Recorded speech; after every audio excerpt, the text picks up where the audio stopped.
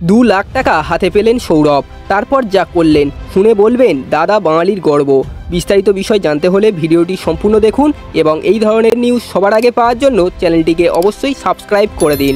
মোহনবাগান রত্ন সৌরভ গঙ্গোপাধ্যায়, এই নিয়ে অনেকের মনে প্রশ্ন ছিল, কেন দাদা মোহনবাগান রত্ন সম্মানে মহারাজাকে ভূষিত করার কারণ কি? তবে দাদা সবসময় সমালোচনার জবাব দিয়ে এসেছেন নিজের মতো করে। সৌরভ গঙ্গোপাধ্যায় বেশিরভাগ কাজই করেন নিজের মতো করে, ঢাকঢোল পিটিয়ে নয়। তিনি ভালো কাজ কিছুটা চুপচাপ করতে ভালোবাসেন, আর সেটাই আরও একবার প্রমাণিত হলো।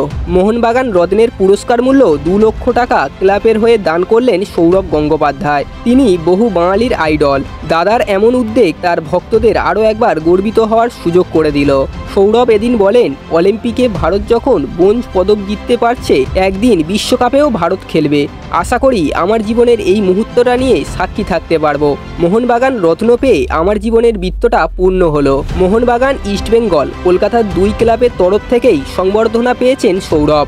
তাই এদিন মোহনবাগান ক্লাবে দাঁড়িয়ে তিনি বলে গেলেন, খেলোয়াড়ি জীবনের বৃত্তটা সম্পূর্ণ হলো 29শে জুলাই। ক্রিকেট থেকে অবসর নিলেও ক্রিকেট ছেড়ে কখনো থাকতে পারেননি। কখনো দক্ষ প্রশাসকের ভূমিকায়, কখনো মেন্টর। দাদা মাঠেই আছেন এখনও।